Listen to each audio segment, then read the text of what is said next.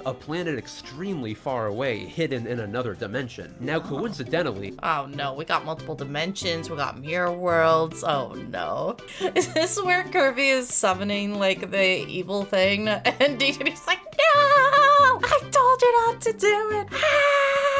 Taranza mistaking him for the hero of Dreamland and kidnapping him as a result. Is he our Princess Peach in another castle? Hello, YouTube. My name is Cloudy Clarity, but you can call me Claire or Cloudy, and I am a Weatherwitch VTuber. And we are continuing on with more Kirby today. Now, we did watch that hilarious video last time about learning what Kirby actually is and trying to understand the balance between Kirby being nothing and everything. So today, we're going to be attempting to explain all of Kirby lore in a single video, and this is of course created by the RPG Monger. So this is one that has been recommended a few times when I started mentioning that I was going to do some Kirby stuff, so I'm very excited. I've only ever played one Kirby game. I know, crazy. It was the Kirby and the Crystal Shards for the N64, if I remember correctly, and I really did like it. I love the character of Kirby, but I don't really know much about Kirby, so we are going to dive right in and learn about Kirby. Ooh.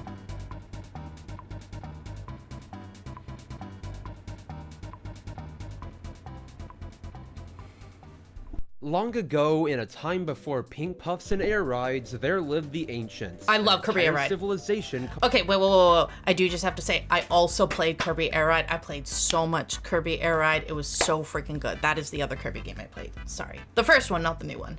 Completely shrouded in mystery, save for a few key relics they left behind. But who cares about any of that, because on an unrelated planet far, far away, there lived an innocent pink puff named Kirby, a being of unlimited power who usually likes to spend his days eating, sleeping, or some variation of the two. Cute. However, this would all change when a certain self-proclaimed monarch would steal all the food in Dreamland, King initiating Dedede. a rivalry that would be sure to last an eternity, or at least when they felt like it. As while King Dedede would be the first antagonist in the Kirby timeline, he'd soon transition into less of an actual villain and more of an ally slash punching bag for Kirby to wail on in just about. I feel like he kind of is like an anti-hero in some ways. Like he's kind of like Seto Kaiba for Yu-Gi-Oh, where like he still comes around to be a bad guy every once in a while, but he also helps Kirby on a bunch of things, like in a bunch of the video games. But tell me if I'm wrong below. Again, this is my understanding from what little information I have. Every game in the series. Since whether it be Dedede trying to prevent Kirby from releasing an actual nightmare demon, or just being possessed by an otherworldly force. Can we just look real quick at how scared King Dedede looks there? If he's trying to stop Kirby from releasing like an evil force onto the world, are we the bad guys? Like, is Kirby the bad guy? Again, I don't know what this is what we're here for, is to learn. Releasing an actual nightmare demon, or just being possessed by an otherworldly force, this king never seems to catch a break. Aww. Though speaking of possession, that brings us to our first real piece of Kirby lore, Dark Matter. First revealing itself in Kirby's Dreamland 2, Dark Matter is an amorphous dark entity, more often than not taking the form of a black sphere with an eye in the center. At first, and he kind of looks like Ghastly from Pokemon. Especially in its debut, Dark Matter seemed to be a pretty simple antagonist, what with its only goal being to shroud the world in darkness. If anything, the most sinister thing about Dark Matter is the fact that it could possess whoever it wanted to do its will, including and usually limited to King Dedede. Oh no! However, while the first appearance of Dark Matter was more of a lone force, attacking Dreamland solely because it was lonely and had no friends, that's actually real, by the way. In Kirby's Dreamland 3, the next installment of the Dark Matter trilogy, we would finally begin to see the bigger picture in terms of this ambiguous villain. Enter Zero, the supposed source and leader of Dark Matter, who, much like the one before it, targeted Dreamland in an effort to engulf the planet in darkness. Though unlike the lone Dark Matter that had attacked before, Zero comes much closer to completing its mission, with the planet becoming fairly engulfed. Oh! I think I remember that little girl. That little painter girl. She looks familiar. But also, yeah, it makes sense that the one that created all the dark matter would be stronger and able to get farther than the other one. And why did they all go after Dreamland? Before Kirby put a stop to it, but how exactly did he put a stop to it? Well, let me explain, because yes, Please. This is important. Oh, Essentially, dark matter in general, alongside being made up of, well, dark matter, are beings of concentrated negative energy and emotions, making their only real weakness the opposite of that. Positive emotion. Just take the aptly named Love Stick, a weapon. A love stick. Also, can we admire these cuties off to the left here? That looks like, well, I definitely see a little hamster and like a little owl and a little cute fish. What the heck are these cuties doing here? Forged from the gratitude of everyone Kirby helped along the way, Aww. which proved to be the downfall of Zero and its cronies. Aww. However, that being said, not all dark matter are necessarily evil. Take Gooey, for example, a member of dark matter that somehow broke away from Zero's control altogether and formed a will of its own. How did this happen? Well, we'll just have to go into that later, because we've still got a lot to cover. Next up, after Zero was seemingly brutally annihilated on Popstar, a similar force began to attack a faraway planet known as Ripple Star. Is that the one I played? Because this looks familiar. Engulfing the planet, much like a certain orb we all know and love. Yes! Fortunately for them, though, dark matter struck fast this time, and Oh my god, this is the one I played. This is definitely the one I played. Ripple Star ended up completely succumbing to its invaders, save for one inhabitant that escaped with the only means to stop them. Now, I won't give you a complete summary of Kirby 64, since aside from dark matter possessing some familiar faces and the mysterious ruins on Rockstar, there really isn't that much to unpack in the beginning. Instead, it's towards the end of the game that things really start taking a turn for the dark. I mean, I was wondering, I'm like, did I just play like the one that happens to have no plot in it? When Kirby arrives at the 5th planet in the game, Shiver Star. Because I mean, it kind of speaks for itself, doesn't it? Plus, hey, I guess this kind of explains where Adeline came from. Okay, so I do remember her, because she was in that one game. Okay.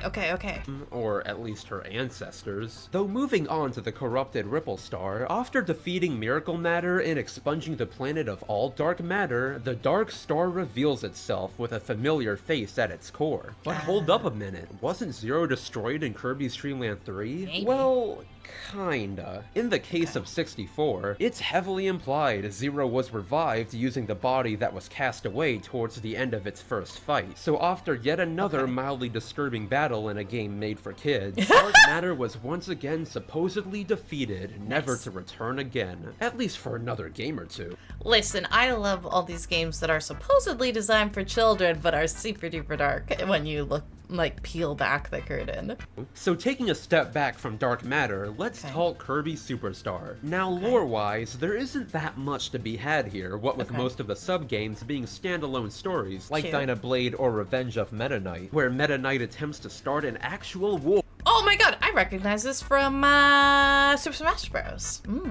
Or just to get Dreamland's inhabitants to be less lazy. But undoubtedly, aside from those, the most important sub-game within the game is Milky Way Wishes, where Kirby is tricked by the scheming jester Marx into summoning Galactic Nova, a mysterious clockwork star of then unknown origin. You see, once Nova is summoned by someone, it has the power to grant one wish, no matter how small or large. So in turn, after Marx got the sun and moon to fight each other in order to trick Kirby, literally all it took was him jumping in to say his wish first to turn the seemingly harmless machine into a force of mass destruction, with it taking the might of both the sun and the moon to stop its advance. Though of course, even with all that said, the both of them never stood a chance against the seemingly bottomless pit of power that is Kirby, as he quickly defeated them in no time at all. But it doesn't end there, because 12 years later, Kirby Superstar would be remade into Kirby Superstar Ultra. Well, and I also remember seeing, like in the last video, the reference to Marx still being around, or maybe it was on a thumbnail that I saw with Marx still around, so. Bringing with it a massive new load of information to add on to the existing story. Simply put, with Superstar Ultra came the beginning of one of Hal's favorite new ways to sneak in lore where you'd least expect it. Pause screen descriptions. And while they wouldn't exactly That's so mean! Why would they put them in pause screens? be very lore heavy this time around, save for one in particular, they could become far more important in Oh, about Bugsy. I was the king of insects. This aging insect king passed on his title to someone younger. Now he's off to fight dark forces with techniques that would put a wrestler to shame. What a mandible! The following games. But pause screens aside, most importantly, with Superstar Ultra came 4 completely new sub-games on top of the original 7. There was Revenge of the King, a direct sequel to the very first game in the series, Helper to Hero, a version of the arena only with helpers, True Arena, an even harder version of the normal arena, and the star of the show, Meta Nightmare Ultra, where for the very first time, you get to play as the infamous Knight himself. Now, Meta Nightmare Ultra is a bit of a tricky case, since technically the events that take place in it aren't exactly canon. Instead, they're more of a what-if scenario, where the events that take place within the modes flesh out certain aspects of the lore while never canonically taking place within the main story. Case in point, Knight, the final boss of the mode and strongest warrior in the galaxy, sealed away due to fear of his immense power, has technically never made an appearance in the main series canon. I've never heard of Knight before, so that makes a lot of sense. But at the same time, that doesn't mean he doesn't exist. Ooh, look at Knight, okay. Somewhere out there and could very well show up in the main series canon at any time. The True Arena also falls under this category as well, serving as a what-if scenario with the conception of Marx's soul, a stronger version of Marx who, after surviving the explosion of Nova, absorbed its power to get revenge on Kirby. That's the one I saw, yeah. And as great as all that is, by far the most important aspect of this is his new pause screen description, as it contains some pretty heavy foreshadowing. To quote, ooh, yeah, Marx. He absorbed a Nova's power to bring back his evil soul. Notice the fact it says a Nova's instead of the Novas. While there is a chance it could be a translation error, considering the events of future Kirby games, I'm not so sure. Though we'll get to that later, because next up on the chopping block is Kirby and the Amazing Mirror, an incredibly important game in terms of lore, as it contains the first instance of the mirror dimension. I feel so bad. I've never heard of this one before. I know it's supposed to be really important to the lore, but I've never heard of it before. There's so many more Kirby games than I realized. To start from the literal top, high in the skies above Dreamland, there exists a mirror portal into the Mirror World, a complete reflection of Dreamland, including Mirror World counterparts to its inhabitants. One day, after sensing a dark force emanating from the mirror, Meta Knight took action to stop the evil at its source, diving okay, maybe the video will answer this for me, and if the video answers this for me, great. If it doesn't answer this for me, is Meta Knight a good guy or a bad guy? Is he like on Kirby's side or against Kirby? I always thought he was a bad guy, but I've never really seen stuff about him, so I really don't know. So this is a genuine, honest question that I'm asking. Directly into the Mirror World, only to be immediately ambushed by his evil counterpart, Dark Meta Knight. Plus, to add insult to injury, he'd also come out of the mirror to attack Kirby as well, splitting him into 4 versions of himself, much like another certain Nintendo game. I did play that game. That game was lots of fun. That came out around this time. But similarities aside, after journeying through the Mirror World and defeating Dark Meta Knight once and for all, the true mastermind is revealed, Darkmind. And wouldn't you know it, he's the Mirror World equivalent of Zero, corrupting the Mirror World much like Zero corrupted the normal one. Though thankfully, once Darkmind was defeated, the Mirror World was left in the hands of Shadow Kirby, who would continue to protect it in Meta Knight's and Kirby's stead. Now nothing bad will ever come from the Mirror World again, right? Well, all I can say is we'll get to that soon. Oh my god. Moving past a lot of this so far has been, we'll get to that later. We'll get to that soon. We'll get to that later. I feel like a certain level of flashbacks to Kingdom Hearts. Amazing Mirror, Canvas Curse, and Mass Attack, since the latter 2 are pretty much contained to themselves, we arrive at Kirby's Squeak Squad. At first, this game seems to have another pretty self-contained story, what with Kirby chasing after a piece of stolen cake. What an absolute cutie. Like, look at Kirby. This puffball of apparently limitless power that just wants a slice of cake. I mean, relatable. That a gang of thieves known as the Squeak Squad stole from him. However, as the game progresses and the Squeaks happen upon the treasure they assumed would grant infinite power, it turns out they'd get more than they bargained for, with their leader, DeRoche, being possessed by Dark Nebula, a member of dark matter that had been sealed away in a forgotten era, left alone for eons. And much like the rest of its kind, Dark Nebula would be no match for Kirby, being absolutely decimated by the Triple Star. So now, with all those bits and pieces of lore out of the way, it's finally time for the next massive truckload of lore in the form of a little conniving alien who crash lands on Dreamland. Enter Maglor, the main villain of Kirby's Return to Dreamland, who solely through dialogue reveals a lot of important stuff. But before anything else, let's talk about the Ancients. First referred to as such by Maglor, the Ancients were a highly advanced civilization who mysteriously vanished at some point in history due to an unknown cause. Cool, very vague, I see. They all lived on Haltmann, a planet extremely far away, hidden in another dimension. Now, coincidentally... Oh no, we got multiple dimensions, we got mirror worlds, oh no.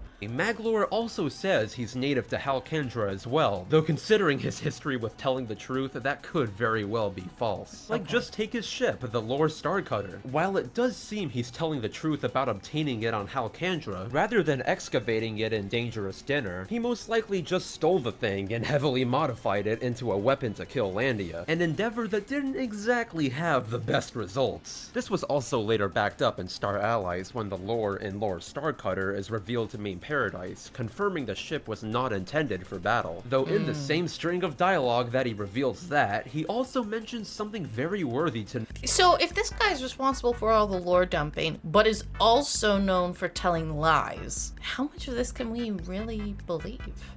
Note, alongside the Lore Starcutter, the Ancients were also responsible for a plethora of other amazing relics of untold power, with clockwork stars and items that bring dreams to life being two references he gives. Off the bat, can we just look at... Stars and items... Let's just look at King DDD for a second here. That bring dreams to life being... Is this where Kirby is summoning, like, the evil thing? And DDD's like, no! I told you not to do it! Ah! Two references he gives. Off the bat, that connects quite a few dots. Plus, on a side note, when you meet certain conditions on the extra mode for Return to Dreamland, Maglor mentions he actually came to Dreamland already knowing about Kirby, with someone he knows very well having fought with Kirby in the past. Based on these implications, and some other information found in later games, this mysterious figure is most likely Marx from Superstar, essentially confirming that he survived the explosion of Nova. So fast forward a bit through the story, and once Maglor tricks Kirby into defeating Landia for the Master Crown it protects, there's a lot of like, oh, once they like tricked Kirby into thinking this, once they tricked Kirby into doing this, it sounds like, well, I think we already knew that Kirby didn't have a lot going on up there. he immediately puts it on the first chance he gets, activating the crown and transforming into a much more sinister form, intending to conquer the entire universe with his newfound power. DDD is okay. I think this tells us a lot here. DDD is like... And then Meta Knight's like, prepare for battle. And like, oh, I can't remember what that little cutie on the left is called, but it's something cute. And that one's like, oh goodness. And Kirby's just like, oh, wow. And just does not even care. It's just, he's just taking it in. However, like those who seeked relics of untold power before him, Maglor wasn't exactly aware of the Master Crown's true nature. And as his battle with Kirby progressed, the crown began to show certain traits that weren't present before when it was under Landia's nullifying effect on it. Maybe it's the sudden appearance of an eye on the front of the crown, or maybe it's the fact that it's clearly gone from a crown to an irremovable headpiece. But whatever it is, there's no doubt that the crown itself is sentient, and rather than Maglor utilizing its powers, it's the Master Crown itself utilizing Maglor. Just take the third phase of his fight, where after Maglor fails to defeat Kirby even with the power of the Master Crown, the crown takes things into its own hands, completely reforming Maglor into a projection of itself, all but confirming the origin of the Master Crown's power with a certain characteristic that sometimes appears within Maglor's mouth. All in all, Maglor definitely definitely learned never to play with the powers of literal dark gods ever again. And don't mess with Kirby. And went on to take up the much more positive venture of building amusement parks. So yeah, that got pretty dark in more ways than one. If only I could say things get any better from here on out. I love how it ends, like how it's like, oh, ha ha ha, we're all friends, and then, ha ha ha, I'm all evil, I tricked you, ho ho ho, the powers of darkness, and then, hee hee hee, I'm gonna make you a theme park. What the heck is this roller coaster of emotions? Next up, we'll be heading to the scenic heights of Floralia, a group of 6 floating islands that Kirby finds himself in after his house was swept up by the Dreamstalk. The only problem is, alongside Kirby, King Dedede was also swept up, with a spider-like mage named Termina mistaking him for the hero of Dreamland and kidnapping him as a result. You see, is he our Princess Peach in another castle? while Floralia seems peaceful, it's actually ruled by a tyrannical queen who will stop at nothing to assure her rule is never disturbed. Overall, a seemingly simple plot for a Kirby game, all things considered. Yeah. Well, at least it appears that way. Once the main story reaches its climax and Kirby meets the vanity-obsessed Queen Sectonia, there's clearly something off, especially considering the queen would go as far as to physically fuse with the Dreamstalk solely in an attempt to preserve her beauty for all eternity. Well, to find the answers to this mystery, we'll need to look at the other modes within Triple Deluxe, because much like Meta Nightmare Ultra before it, Triple Deluxe brings Dedede to her. Another what-if scenario where the mode shows what would happen if King Dedede climbed the Dreamstalk instead of Kirby. Now, oh, interesting. And also, I like when you get to play as some of the other characters in the universe. Like when they have either little mini games within the game, like Paper Mario franchise, where you can go and play as Bowser and play as Peach, or things like this where they come out with like a collection of little mini games where you get to play as some of the beloved characters from within the series. I really like that. Now, much like its Meta Knight counterpart, the only real difference in this mode is its finale, where after defeating Queen Sectonia, out of seemingly nowhere, the Dimension Mirror from Amazing Mirror appears, forcing Dedede to fight the Mirror World version of himself, Shadow Dedede. And that's not all either, because after defeating Shadow Dedede, the king actually enters the mirror itself to reveal an even edgier Dark Meta Knight, hungry for revenge. But what does this all even mean? Well, let's take a step back here and start from the beginning, based on information spread across a variety of pause screens and official Miiverse posts, it says. Before the events of Triple Deluxe, Queen Sectonia wasn't always a tyrannical monster bent on world domination. In fact, she didn't even look the same, instead looking much like her then best friend at the time, Termina. You see, at this point, Termina actually had feelings for Sectonia, and as a gift to her, went into the mirror world and stole the Dimension Mirror, not knowing the mirror actually served as a prison for Dark Meta Knight, who ever since being defeated had been festering in there, slowly but surely corrupting the very mirror itself with his hatred. So in turn, once Sectonia got the mirror from Termina, it slowly began to change her the more she gazed into it. Soon, dissatisfied with her current form, she'd use magic to make herself more beautiful, resulting in the wasp-like appearance you see her with in the game. And once she gazed into the mirror enough, just about every shred of her former self had vanished, being replaced by an endless hunger for power and beauty. Fast forwarding a bit back to the events of the main story, the Sectonia you see here is but a husk of her former self, with even Termina realizing that the only solution to save both Sectonia and her subjects is to help Kirby permanently put an end to her. Oh, she must be given her eternal beauty sleep. That is rough. While it's definitely a victory without a doubt, what with the Sky People finally being freed from Sectonia's iron fist, for Termina it's bittersweet. Well, and it's also kind of sad because Termina is ultimately probably feels an immense amount of guilt, because if Termina didn't go and get that mirror in the first place, Sectonia wouldn't have been corrupted over time, because it's not like Sectonia went and sought out the mirror. It was given to her by someone very precious and dear to her, or at least by someone who was in love with her. Whether or not she knew that, I don't know. But yeah, that's pretty rough. Since although he knew it had to be done, he can't help but mourn the loss of the one he loved. So yeah, wasn't that delightful? If you thought that was depressing, just wait until you see what's next. Long after the events of Triple Deluxe, Popstar was once again at peace, its inhabitants living out their lives as they always have. At peace, living out their lives as they always have. We see King Dedede starting to panic again. I'm seeing a lot of King Dedede panicking. When suddenly, out of nowhere, Meta the Knight. sky was blotted out by something immense and spherical in shape. Except instead of that sphere being made up of a matter most dark, this one was an immense spacecraft called the Access Arc, home of the Haltmann Works company. I thought he was gonna make a joke about it not being like a spherical mass of like whatever Kirby is. A company infamous across the galaxy for mechanizing entire planets and harvesting their natural resources. Oh my god, so now we have the corporate arc as well. Oh my goodness. In turn, while Kirby was sleeping under a tree, King Dedede and Meta Knight watched on in horror as Planet Popstar was completely overwhelmed within a matter of minutes. Okay, I need to ask you guys this, chat. Would I be correct in drawing parallels between Kirby and One Punch Man?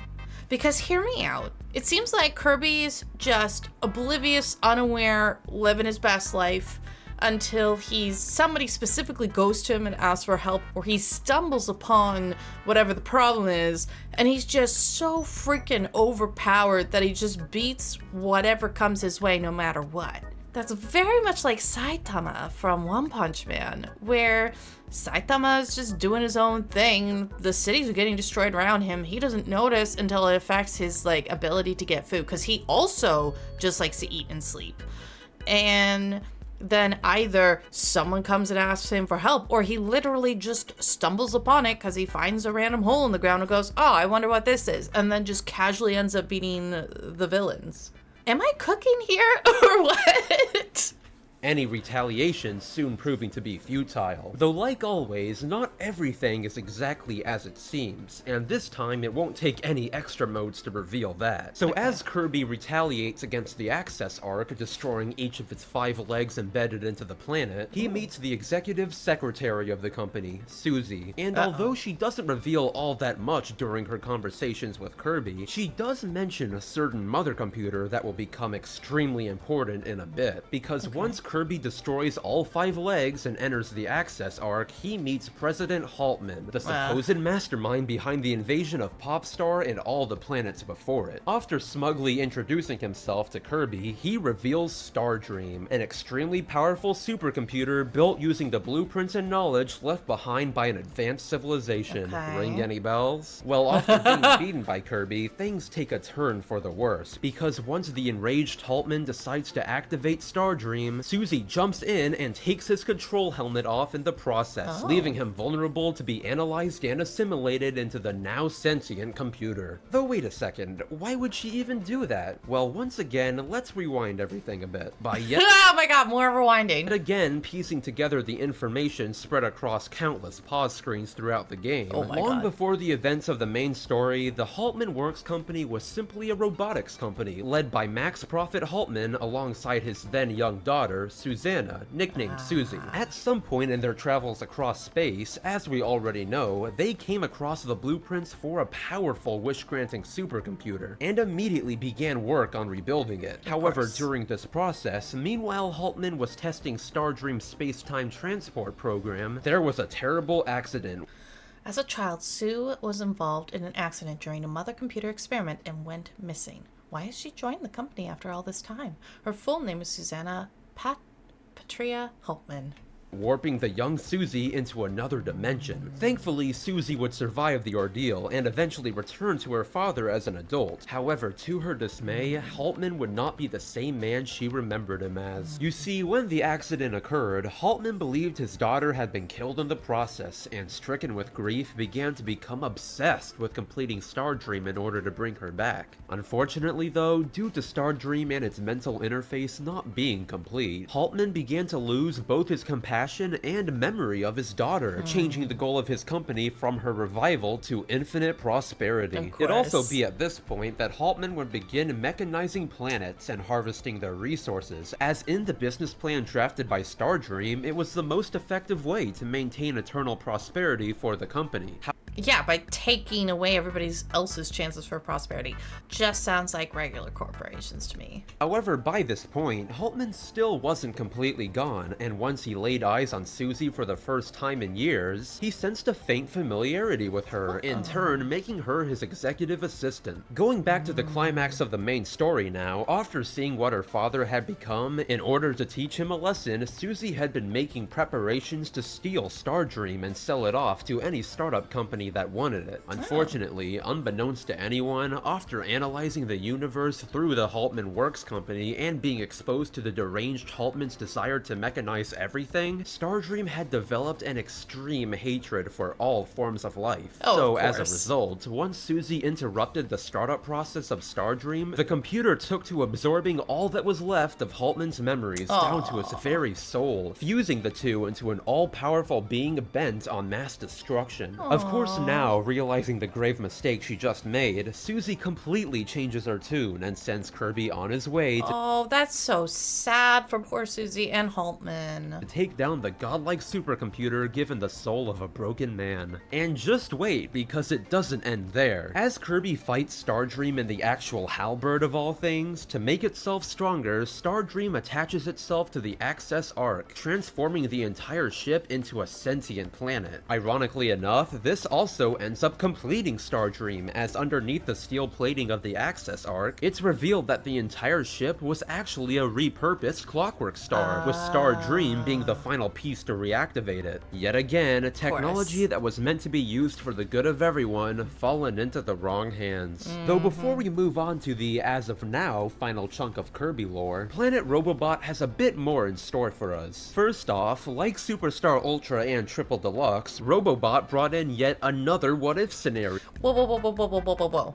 Are we not going to talk about how that one ended? Maybe I'm jumping ahead, but like, did Haltmann like just die forever? And so Susie had to go on without her father? Like, or were we able to salvage Haltmann? Like, I would like to have the answers to these questions. With Meta Nightmare Returns, a mode that, while does give some pretty valuable pause screen info, has a finale that is just insane. So in this particular what-if timeline, once Meta Knight defeats Haltmann, Stardream recognizes him as its new admin and decides to test his abilities. And again, while this section doesn't really contain too much lore, it more just goes to show just how powerful Stardream is, with it being capable of not only producing a clone of the original Dark Matter swordsman, but Sectonia as well, with it even going as far as to summon Galactonite, who in retaliation immediately destroys the computer. Nice. Plus, hey, that mode aside, in Robobot's true arena, there's another fun little tidbit Hal decided to sneak in. Basically, in the final phase of the Stardream fight, when Stardream sucks Kirby into its core, every time you destroy a piece of Stardream's internal mechanisms, you can actually hear a distorted version of Haltmann screaming in pain, showing that while Stardream had erased most of his soul, fragments of it still remain, forever trapped within the malevolent Nova until someone destroys it for good. Though now, with all that said, we've reached the final stretch. Ladies and gentlemen, get ready for quite possibly one of the most important lore dumps in Kirby history, with the story of Kirby's Star Allies. Long ago, in deep space, a certain dark power was sealed away within a purple crystal called the Jamba Heart by a group of unknown heroes. They'd accomplished this by embedding several heart spears within the crystal to seal the evil away. However, many eons later, long after those said heroes had vanished, a new group arose who, instead of wanting to seal the darkness, revered it and yearned for its return. One such member of this group came very close to their goal as well, succeeding in removing the heart spears trapping the darkness. The only problem was, since he didn't fully understand how to break the seal himself, the ritual went wrong, causing the Jamba Heart to explode, sending its fragments all over the galaxy, Pop Star included. So in turn, with the entire galaxy once again being at stake, Kirby set out to take action, and this time he wasn't alone. You see, in terms of Kirby games, Star Allies has honestly become the Infinity War of the series, with friends and foes from past games all coming together to help Kirby save the cosmos. And it's not like they're just shoved in to be in the game, as there's even explanations to some of the more unlikely unlikely allies coming to Kirby's aid. Aww. For Marx, as was shown in the True Arena cutscene in Superstar Ultra, he did actually manage to survive his head-on collision with Nova, only instead of taking revenge like he did in that timeline, he changed himself for the better. For Dark Meta Knight,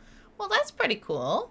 Probably the sketchiest dream friend out of them all. He's mainly just interested in the dark powers of the Jamba Heart, probably due to its similarity with his lost master. For DeRoche, well, he just wants to steal the Jamba Hearts for himself, as he thinks they're ordinary jewels. For Taranza, sadly, he still hasn't been able to let go of Sectonia, and believes that if he goes to the altar of the divine Terminus, he'll be able to bring her back to life. Okay, so they're not all, like, coming together to help Kirby. They're all coming together with the common goal of the Jamba Hearts, but they're not all wanting to do it for the right reasons or the same reasons, so that's fine, okay. And finally, for Susie, following in her late father's footsteps, she's begun to rebuild. Okay, so he did die. Okay, because it wasn't, like, explicitly stated. I mean, it was very, I assumed, but... his company, determined to continue his work of mechanizing entire planets. So okay, with the surface level stuff out of the way, I don't really think that mechanizing planets is a smart move, though. I mean, I don't know enough about it, I only know what's in this video, but I feel like that's not a smart move, Susie. Let's get back to the main story. As Kirby liberated countless individuals who'd been plagued by the Jamba Heart's fragments... So King DDD again. He'd come across a massive spaceship that recently landed on Popstar, the Jam Bastion, housing 3 mage sisters intent on That's like... Okay, just look at their outfits for a second, and I've definitely been looking into too much Kingdom Hearts, but their fashion is very Kingdom Hearts. It feels like it to me. Collecting the Jamba Heart's fragments. And while Kirby would end up thwarting their plans by defeating all 3 of them, it wouldn't slow down their master one bit, as once Kirby got to the Jambandra base, home to the 3 mage sisters and their master, it'd soon become pretty obvious what kind of being was sealed away within the Jamba Heart, though by far, aside from the absolutely massive amount of lore. Corrupted by the power of a dark heart, Meta Knight's dedication to the purity of combat has been eclipsed by a secret wild streak that's always lurked within him. This once hidden fury is now unleashed with every stab and thrust of his sword. Interesting. Hidden in pause screens throughout the game. Much like Haltmann before him, Highness, the mastermind behind the release of the Jamba Hearts, reveals an incredible amount of information solely through his quick conversation with Kirby. So for the sake of you all, and so we don't jump around too much, let's start from the very beginning. As we already know, long ago there existed the Ancients, a widespread civilization responsible for a lot of the things you see in Kirby games. However, what we didn't know until now is that the Ancients were actually split into 2 factions. Those who relied on science and machines, and those who relied on magic, with the latter also dabbling with dark matter. For a while, the 2 I got excited about the magic. I mean, okay, IRL, like, I got a lot of science background, so I'm like, ooh, science. And then I was like, ooh, magic, because Weather Witch, and, magic. to coexist with one another, with the magical ancients even being the ones to stop a galactic crisis that threatened everything, which, while not confirmed, is heavily implied to be Galactonite. Plus, this is also so Galactonite was a crisis that was going to take out the world? Supported by the fact that he comes out of a portal Highness made in the what-if mode of Star Allies. Though one day, for some unknown reason, the scientific ancients decided their magical counterparts were too much of a threat and betrayed them by banishing them to the edge of the galaxy in fear of their dominion over dark matter. And it's not like the magical ancients were even remotely evil either. Just take Highness. Long before his clan was betrayed and banished, he was actually a very kind individual. For instance, when he used to travel freely across worlds, he happened upon 3 girls. What?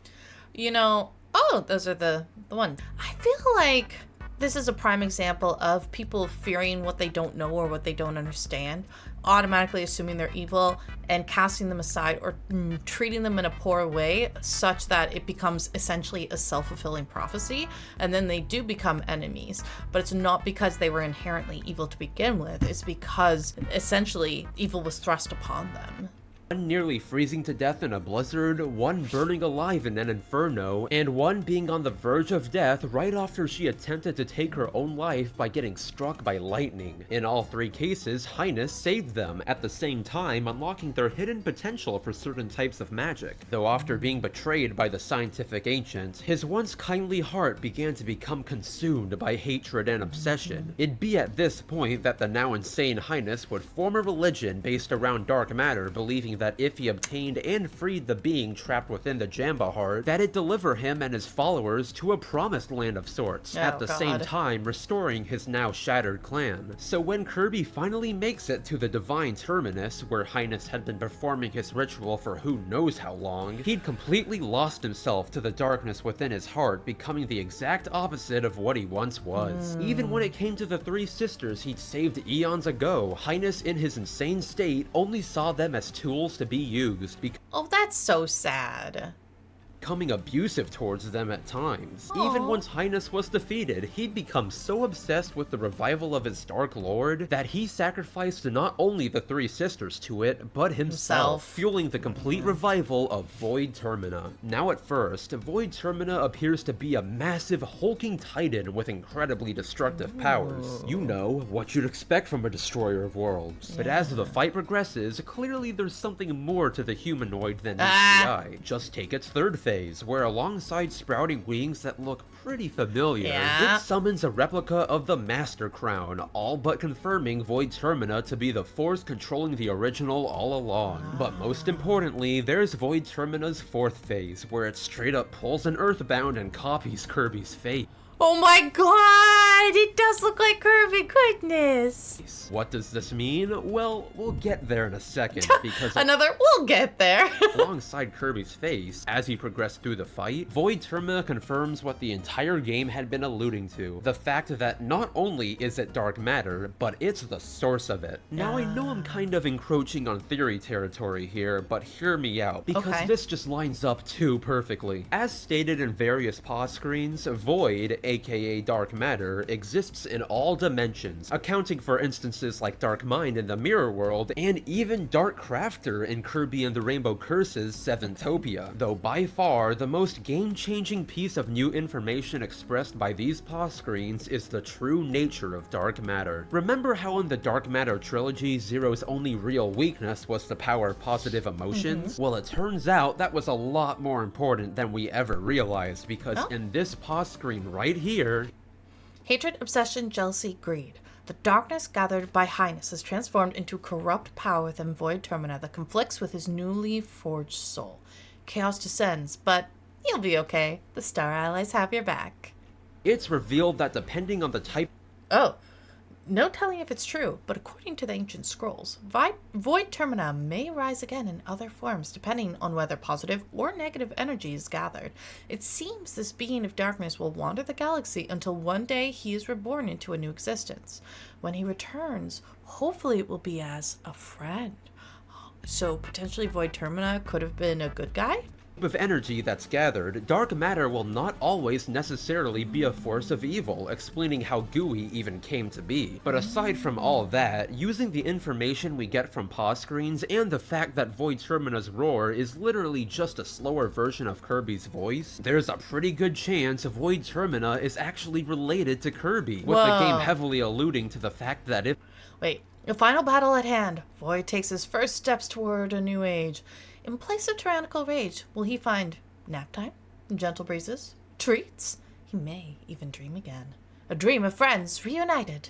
If Void Termina was born using purely positive energy, he could very well end up looking a lot like our titular Pink Puff, rather than a dark monstrosity. And on that note, taking all of that into consideration, not only does this game pretty much spell out the origin of dark matter, but from the information we're given, Kirby himself may very well be the outcome of Void being birthed with pure positive energy. So there you have it, right? All of Kirby lore wrapped up nicely with an Elder God. Well, Well, not just yet, because after Void Termina was defeated, Highness would fall into a dimensional rift, absorbing all the dark energy Void left behind and encasing himself in yet another Jamba heart. So in turn, once Kirby releases him and defeats him in his corrupted state, the three mage sisters who've also been corrupted challenge Kirby as well, leading to him both defeating them again and purifying them with a friend heart, finally resolving the hatred that had plagued them for so long. Nice. In fact, this is honestly a pretty happy ending in Kirby terms, what with there being no dead dads and no dead crushes. Plus, in a completion picture for the mode, it seems like even Highness has finally begun returning to his old ways, relaxing with the three mage sisters on a beach. Cute. But wait just a second, since while Highness He says that's the last time I'll say that, I swear. seems to have finally found peace within himself, there's one more looming entity I haven't touched on. If you thought the lore around Void Termina was convoluted, then oh boy. I mean, I don't find it that convoluted, but maybe that's because I've been spending so much time with Kingdom Hearts. Like, it doesn't, like, I mean, it's definitely not, like, super straightforward, but, like, I think it's more sense than Kingdom Hearts. You haven't seen anything yet. So okay, in Star Allies, there's a what-if mode called Guest Star Allies, Why do they have so many what-if modes? That's very interesting to me. where it depicts what would happen if one of Kirby's friends confronted Highness instead of Kirby himself. Oh, Waddle Dee! That's his name. Okay. Is Marvel just like, with their what-if thing, just copying Kirby? And like always, it's only the finale itself that really has any noticeable changes, since instead of fighting Void Termina, Highness instead decides to open up an interdimensional portal, once again releasing Knight onto the world. Except things don't go how they usually do this time. Instead, a familiar butterfly lands on the tip of his sword, completely absorbing Knight's immense power and creating Morpho Knight, a mysterious warrior whose design actually originated from the cancelled Kirby GameCube game. Okay, that looks so cool. Also, I don't know this familiar butterfly. It's not familiar to me. So as cool and completely random as Morpho Knight is, let's touch on that butterfly for a second, because I'm not joking when I say it's literally been with Kirby all along. While the specific orange one has only appeared in every mainline game since Return to Dreamland, Only in every mainline game. and butterflies in general have been appearing alongside Kirby ever since the very first game, meaning a being capable of absorbing the actual strongest warrior in the galaxy has been with us this whole time. Oh, wow. Now I know what you're saying. What in the actual hell is even happening anymore with Kirby lore? And honestly, for this one, I share your sentiment. As of now, Morpho Knight and the nature of the butterfly are mostly shrouded in mystery, with the only real information about them being the fact that the butterfly is a supposed being of paradise, and that Morpho Knight is associated with a judgment day of... On the Day of Judgment, this fluttery fiend will fly into action, brought into existence by the greatest warrior in the galaxy, so the butterfly, and reborn as a knight of doom through years of adversity. Now begins an epic battle with a pure being twisted by a dark past. sorts, meaning Morpho Knight is somehow related to the Kirby afterlife? Absolutely insane, I know. So, well, that's about it. Or at least it is for now. To be honest, there's no telling what Hal has in store for us next. Hell, for all we know, Yin Yarn could somehow end up being the key to everything. You really never know. I don't even know who that is. Oh, is that Kirby's Epic Yarn? I have heard of that game. But anyways, ranting like a madman about Kirby lore for so long has given me an appetite. How about some strawberry shortcake? Cute. Now I know this video isn't exactly the usual kind of thing I do on my channel, but hey, please tell me if you all enjoyed it. I'd be more than happy to make more like it. I mean, hell, if you ask me, the Kirby timeline deserves an entire video on its own. And before we go, today's cool thing of the day is definitely the Kirby lore series by Wooly Versus. Because I've gotta say, if you all want a more detailed explanation of specific topics I talked about in this video with a presentation that cannot be beat, you owe it to yourselves to check out these videos. So that being said, I'm the RPG Monger, and don't forget that each and every one of you are fantastic. Aw, that's so wonderful. Oh my gosh, this is my first time ever seeing a video by this person by the RPG Monger. And that was really nice. I really like his little character. I like the art that he does for it. I think that he, you know, did a really good job taking the different clips and images and stuff from the different Kirby games. This was really interesting. I honestly knew basically nothing about Kirby going into this. So, interesting that, like, what Kirby spends most of his time fighting is dark matter. That's really interesting to me. I know it's like technically like a space game because Kirby's always going to different planets and stuff, but yeah, dark matter. Huh. Well, this has been very, very interesting. And again, the RPG Monger did a great job of putting this all together. I feel like it was pretty straightforward to follow, at least in the format that RPG Monger put it together, so that was really, really nice. And I finally got to learn some more about Kirby. I hope that you guys enjoyed either learning about Kirby with me, or I hope that you guys enjoyed my reaction to this as I learned about Kirby. If you guys have the answers to any of the questions that I asked throughout the video, like about Meta Knight, etc., that would be fantastic. I'd love to hear about it in the comments. I also typically post a new reacted video every Monday, so if you would like to see more of my content, please make sure to subscribe, and it would help me out a lot as well as people support me with this. So thank you guys so very much for coming by and watching this with me today. I hope you all have yourselves a wonderful morning, afternoon, or evening, and I'll see you guys again in the next one. Goodbye, everybody.